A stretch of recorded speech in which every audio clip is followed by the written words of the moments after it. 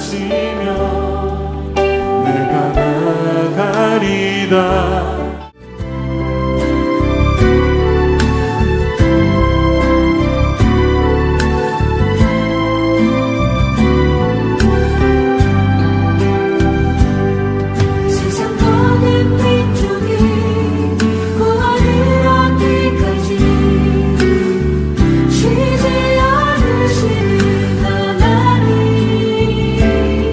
주의 심장 가지고 우리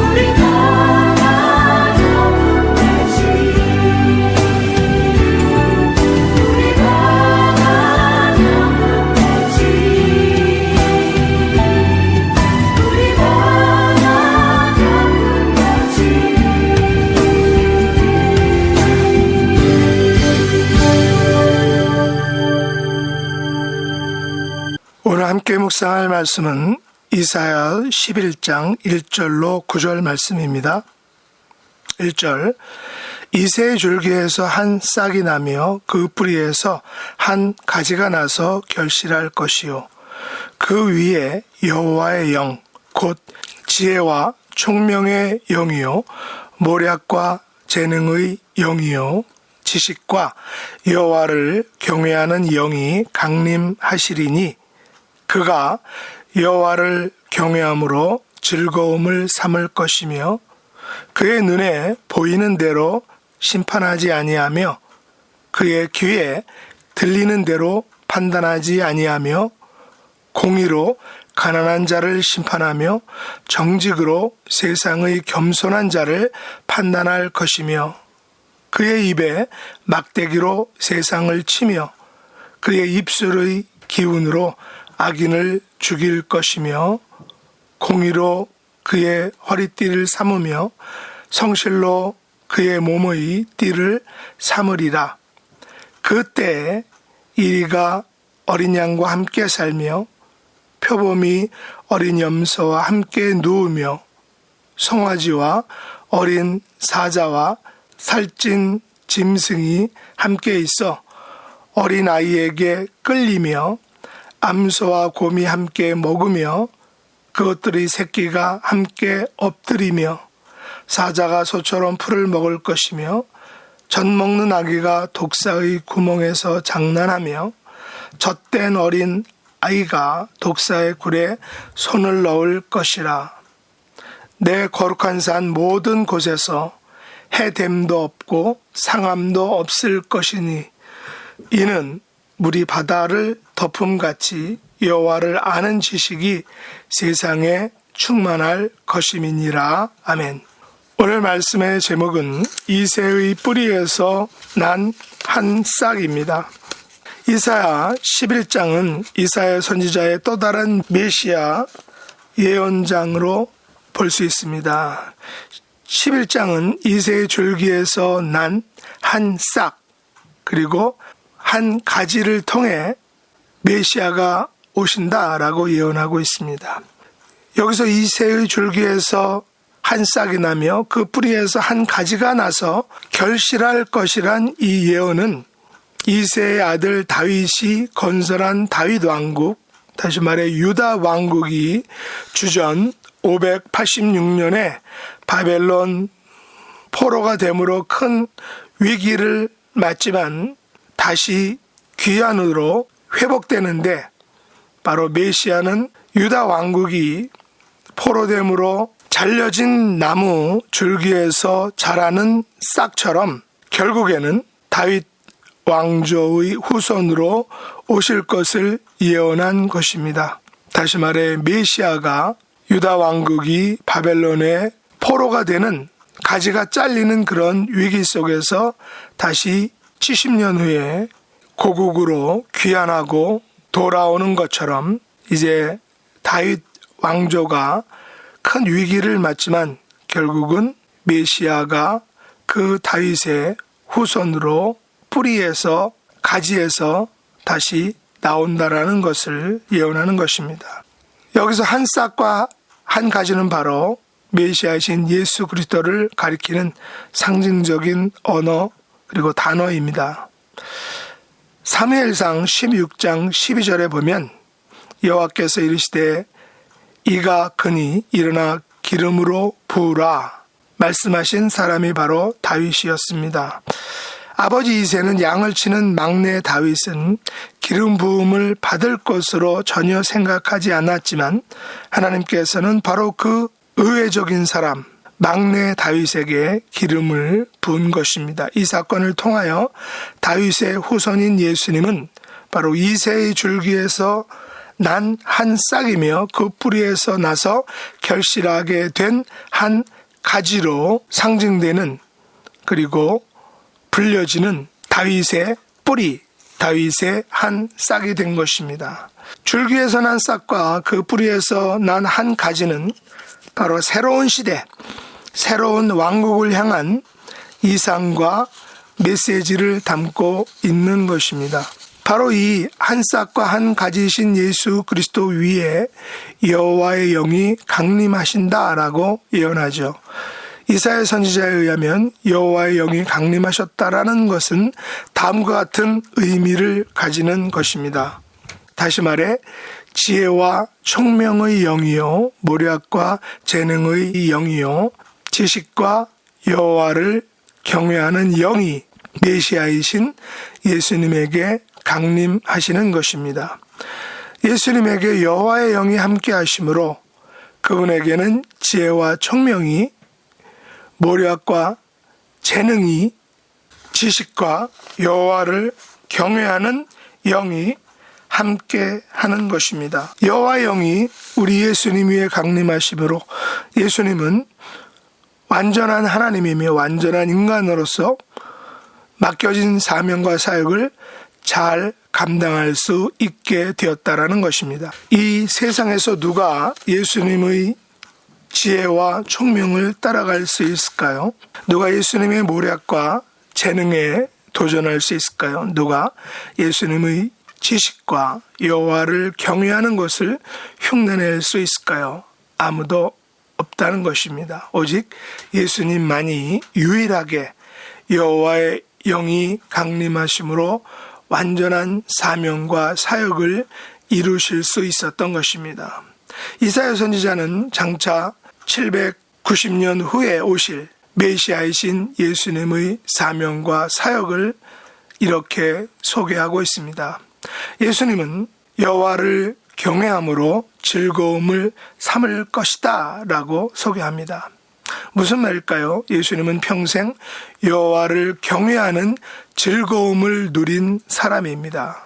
누가 여러분을 경외함으로 즐거움을 삼는 사람이 있나요? 흔히 사람들은 세상의 유명 연예인들을 좋아하고 그를 위해 자원하는 일을 즐거워합니다. 소위 유명 연예인의 아미, 다시 말해 추종자, 그래서 모든 일정을 졸졸 따라다니며 응원하고 전폭적으로 지원하는 아미인 것입니다. 그렇다면 우리는 예수님께서는 여호와를 경외함으로 즐거움을 삼은 여호와의 최고의 아미인 것을 우리가 볼 수 있습니다. 물론 이것은 신학적으로는 말은 안 되지만 어쨌든 오늘날로 표현하면 예수님은 여호와를 경외하는 즐거움으로 살아갔던 여호와의 최고의 아미라는 것입니다.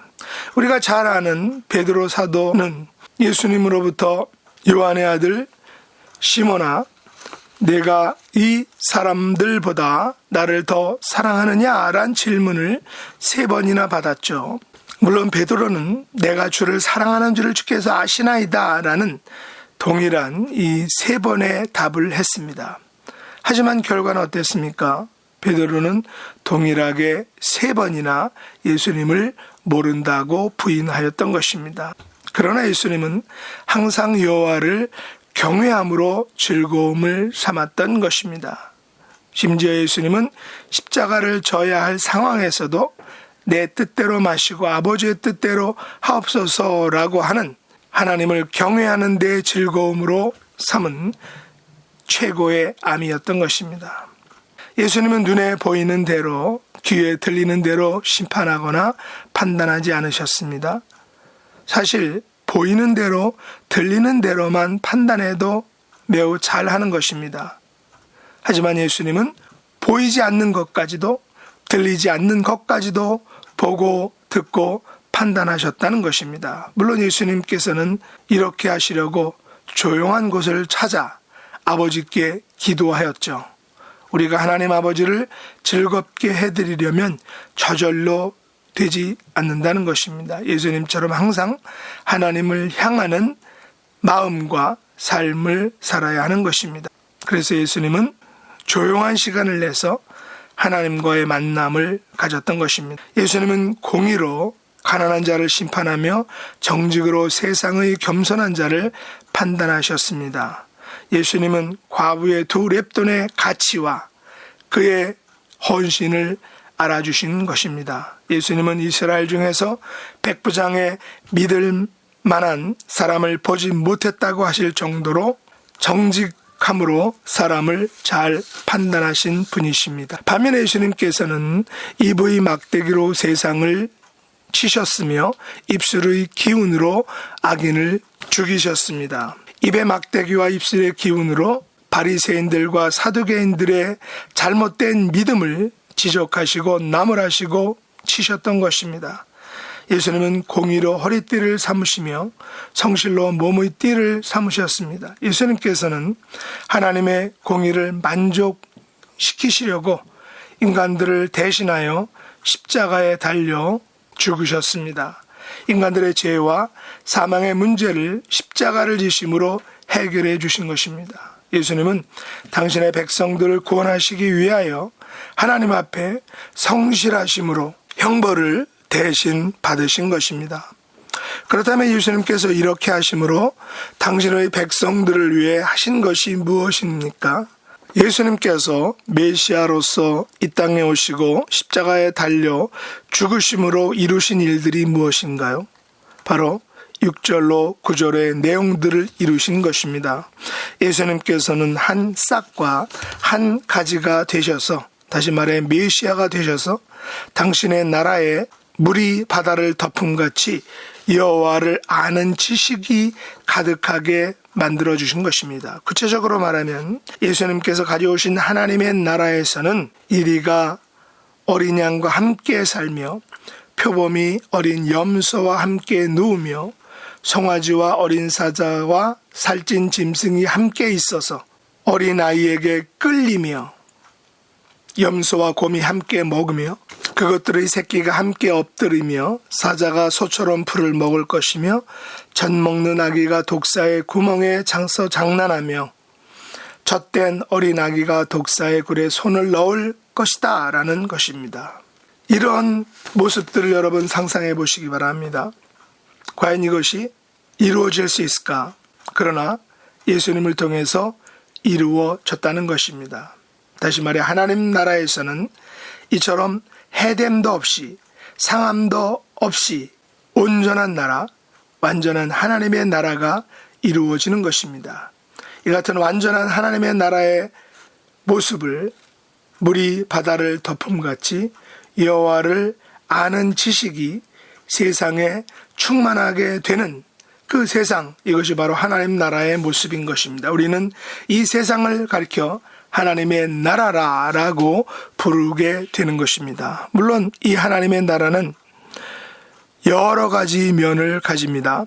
우리의 마음 속에도 하나님 나라가 있고 우리의 교회 공동체 속에도 하나님 나라가 있고 궁극적으로는 장차 우리가 영원히 살게 될 저 천국인 하나님의 나라가 있는 것입니다. 그런데 우리가 어느 곳에 있든지 어떤 형편에 처하든지 여호와의 영이신 예수 그리스도와 함께하는 삶은 행복한 삶이고 즐거운 삶인 것입니다. 예수 그리스도와 함께하는 삶은 물이 바다를 덮음같이 여호와를 아는 지식, 예수님의 영으로 함께하는 삶에는 언제나 승리와 기쁨과 만족과 또한 영원한 생명이 있는 삶이다 라는 것을 이사야가 오늘 말하고 있는 것입니다. 우리가 예수님의 영으로 충만하다면 6절 이하의 말씀이 우리에게도 우리의 삶 속에서도 성취되는 것입니다. 이런 삶을 살아가는 저와 여러분이 될 수 있기를 예수님의 이름으로 축복합니다. 기도하겠습니다. 하나님 아버지, 저희들에게 한 싹, 한 가지로 이 땅에 오신 예수 그리스도를 보내주심을 감사합니다. 예수님처럼 하나님을 경외함으로 즐거움을 삼게 하여 주시옵소서. 보이는 대로 들리는 대로가 아닌 공의와 정직과 성실함으로 판단하도록 성령님께서 함께하여 주시기를 원합니다. 물이 바다를 덮음같이 여호와를 아는 지식으로 충만한 삶을 살 수 있도록 예수 그리스도의 영으로 항상 충만하게 채워 주시옵소서. 예수님의 영으로 가득한 심령과 교회와 나라가 되게 하여 주시옵소서. 예수님의 이름으로 간절히 기도드렸나이다. 아멘.